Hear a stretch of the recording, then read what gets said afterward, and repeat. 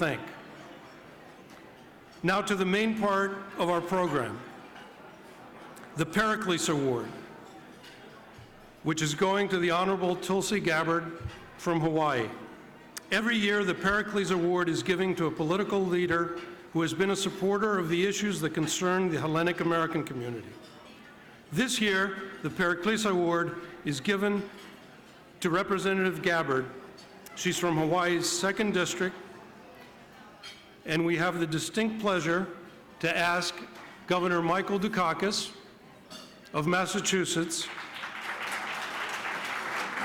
a man who needs no introduction in this or any room in America, to say a few brief and meaningful words introducing Representative Gabbard. Ladies and gentlemen, the Honorable Michael Dukakis. Thanks, Dimitri, and thank you all very much. First, let me say thank you to all of you for scheduling this event on this day. As you may know, this is Kitty's and my 24th winter quarter at UCLA. And we've gotten to know many of you. We treasure your friendship. It's not difficult to leave New England in December and not go back until April. And we've been doing this now for 24 years. But too often, this event has been scheduled well into April, and we leave in the first week in April. So thanks for making it possible for us to be here. And as you're scheduling future dinners of the Hellenic Council, just bear that in mind. We love coming here, but we're heading home on the 6th of April, so keep that in mind. Anyway, we've had a wonderful experience here, folks, and I want to say thanks to so many of you who have made it possible, and also to say thank you to so many of you who were very good to Mike Dukakis in 1988. I'm sorry I lost that thing. I should have won it. The world would have been a very different place. But so many of you were so deeply into that for me, and I'll never forget it. And these days, as you know, I'm teaching on both coasts, here at UCLA in the winter, Northeast and the rest of the year. And whatever you think of the guy in the White House, I'll tell you one thing, he's turned young people on to public service. I've never seen such interest on the part of my students in public service. They're pouring into my office. I want to talk about public service, how to get into it, do internships and this kind of thing. And 2 of my students at UCLA are now in the Congress of the United States. And you should feel very good about this, because they're terrific people. This will be very brief. I remember when I was speaking at the Greek Independence Day celebration in Boston one year, which ended up in front of the City Hall. And we had a very limited agenda, but about 20 of my fellow Greeks came up to me and said, just want to say a few words. And I said, no, we can't do that. Liga loya, you know? So I said, we can't do that. And finally, I turned to the guy next to me and I said, how do you say short and sweet in Greek? He said, Liga ke kala. So that's what we're going to try to do. It's a real pleasure to be able to introduce Tulsi. She's pretty extraordinary, folks. And she's not only running for the most important office in the land, but she's one of the few people in Washington these days, at least as best I can determine, who's challenging our foreign policy under both parties. Now, I don't know how you feel about it, but I'm not very happy with the way we're conducting ourselves internationally.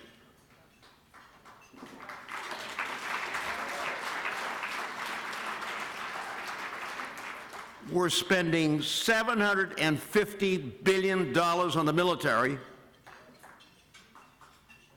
more than the next 14 countries combined, including Russia and China. And I don't see it lending itself to the kind of world that I think most of us would like to help to shape and bring up our kids in. And she's one of the few voices that is out there raising serious questions about what we're doing. And I asked her this evening, I said, how did you get into this? Well, she got into it by getting into the National Guard and deploying to Iraq. And what she saw there, she didn't like at all. She may want to talk a little bit about this. And the kind of corruption she saw, the kind of corruption of American ideals. Now she's a major in the National Guard and a member of Congress and in a position to see if we can't create a foreign policy, folks, that is consistent with American ideals, which respects other nations and the importance of international organizations if we're going to solve these problems effectively. And my hat's off to you for what you're doing and what I hope you will be doing in the future. We have a video about her, so I'm not going to go on at great length, but it's a great honor for Kitty and me to be here and to present one of our honorees tonight, Congresswoman Tulsi Gabbard, of the great state of Hawaii. Come on up here, Tulsi.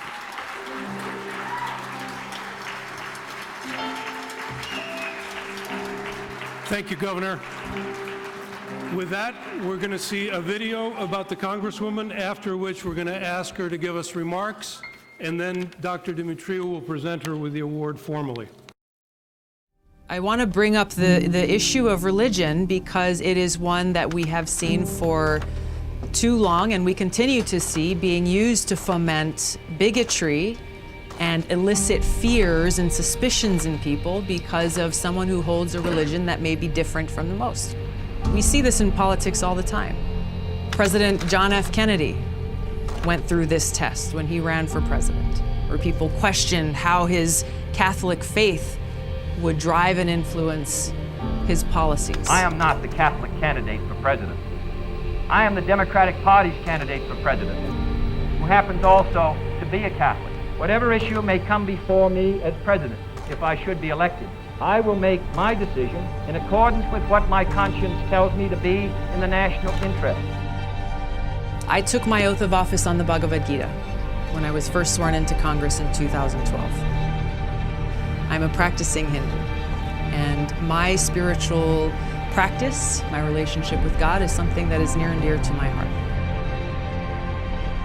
Whether it is Hindus, Muslims, Buddhists, Christians, atheists, whatever the path that people have chosen for their lives, it is important that every one of us stand up, call out, and condemn those who are seeking to incite bigotry based on religion and not allow them to try to use that to divide us, because that's not who we are in this country of freedom. We saw devastatingly the impact of that in Pittsburgh with the shooting at the synagogue. This is what happens when this is allowed to continue without being condemned and stopped.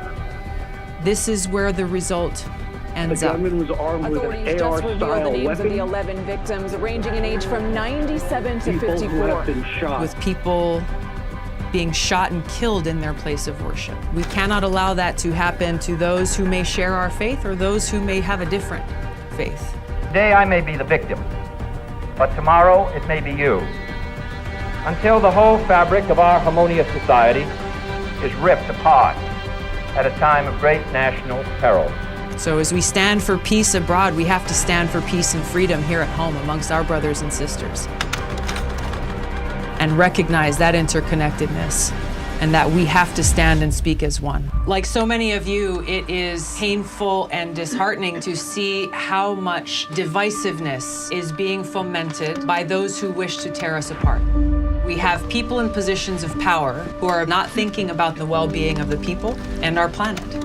Where is that conversation about the needs of our people? Where is the conversation about peace?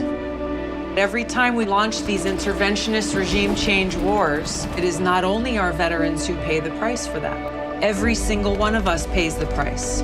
We have spent trillions of your taxpayer dollars to pay for these wars, taking those dollars away from our communities and our people who need them right here at home. We are the ones who have the power to make change.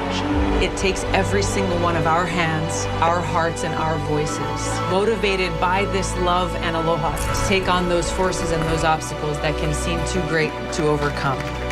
There is no force more powerful than love.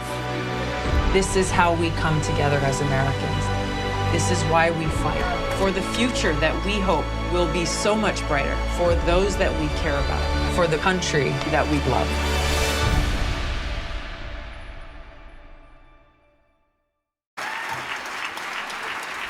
Ladies and gentlemen, the Honorable Tulsi Gabbard, a firebrand from Hawaii. Aloha. It's truly a privilege and honor to be here, and I'm grateful to be the recipient of this award. Thank you so much, Governor, for your many years of leadership and service. It's an honor to meet you and Kitty here this evening, and to have you introduce me is a very special thing. Thank you very much.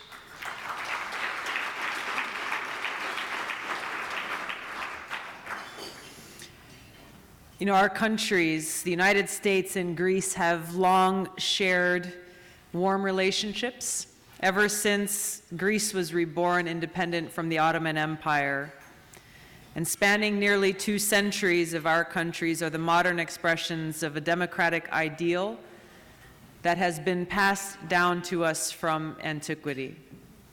I've had the honor now for almost 7 years of serving the people of Hawaii in Congress, and I'm a proud member of the Congressional Hellenic Caucus.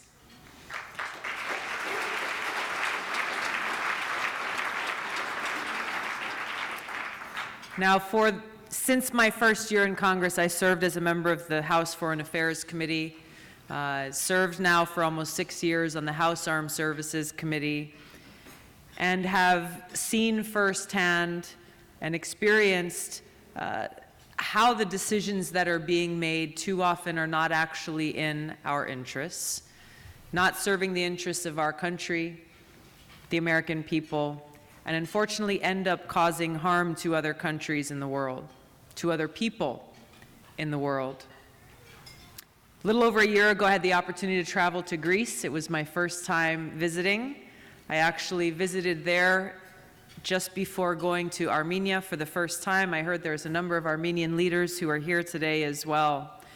And it was an incredible experience. I was there for barely 2 days in Greece and had the opportunity to meet with government leaders, leaders in the military, our U.S. ambassador to Greece, civic leaders, religious leaders, including Father Maluf, a Greek Orthodox Syrian who opened up his church and kitchen to be able to help feed the refugees who were there.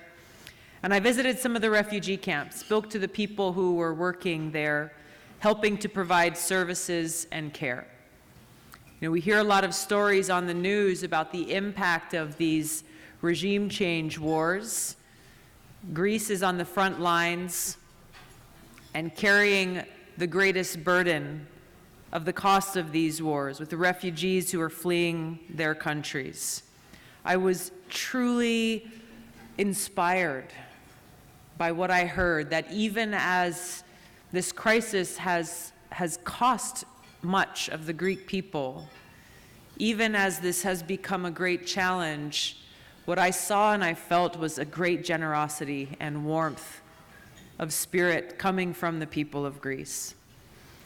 I had a chance to see this in many different ways, but one that especially hit home for me was when we went and visited a place where some children were getting together for a song practice. They had a big recital coming up, and it wasn't just a normal recital because this was a convergence of both Greek children and refugee children. Kids who come from very different backgrounds, different experiences, speaking different languages, but finding ways to come together and sing with one voice, literally, representing that symbol of humanity and unity and peace. What I saw during my short visit there is how, in almost unprecedented ways, the United States and Greece are working together in our mutual interests of both of our countries in working towards peace and prosperity for our people and the region. I saw and heard from our ambassador about how our service members are working side by side at the Greek-American Navy base in Suda Bay and how much that is contributing to stability in the region. And he shared with me then how much more opportunity and potential there is to continue to strengthen this relationship with Greece. This can only happen with organizations like yours, the activity and the leadership of the Greek-American community here, the American Hellenic Council, in helping to educate and inform and raise these issues to leaders here in the United States who may not be aware about the relationship between our countries and the potential that exists for us. That growth can only occur when we acknowledge some of the challenges that we face in the region. One of the foremost is the role that Turkey plays in countering the security interests of the region and of the United States to a point where it's clear, in my view, that they are a NATO ally in name only.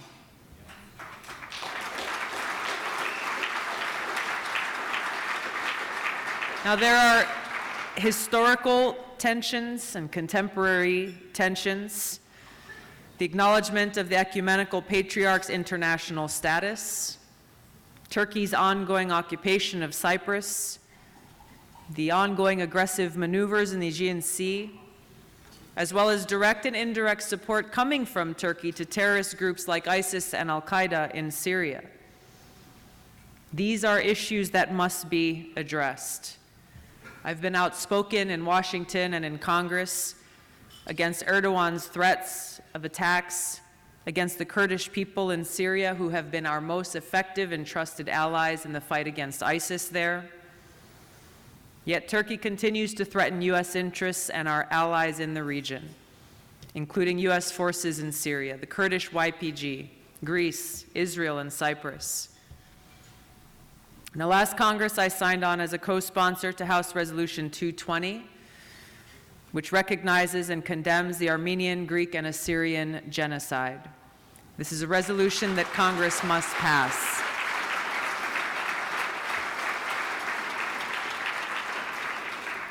Now, it's been nearly 45 years since the Turkish invasion and occupation of northern Cyprus, and pleased to meet the Honorary Consul General from Cyprus to share the table with you this evening. Rather than being true partner in negotiations for a long-term solution, Erdogan has boasted that Turkey will be in Cyprus forever. Turkey's refused to withdraw their tens of thousands of troops from Cyprus. This military occupation must end. Cyprus must be reunified. We must continue to push for real negotiations to bring that about.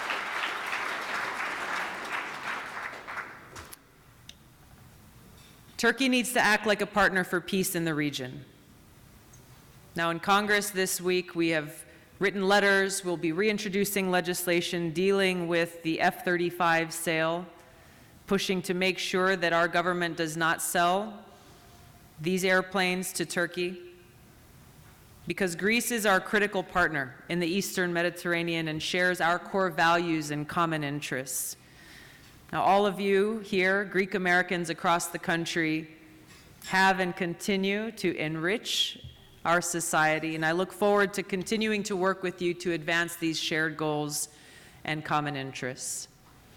We live in a small world, and we are stronger when we have a foreign policy that is focused on cooperation, focused on these common interests that we share, and building these partnerships that work towards not only peace here at home, but peace around the world. I'm so grateful for this honor.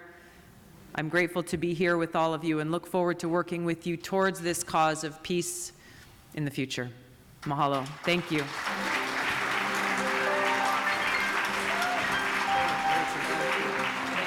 We ask Dr. Jim Dimitriou to come up and present the award to the Congresswoman. Dr. Dimitriou.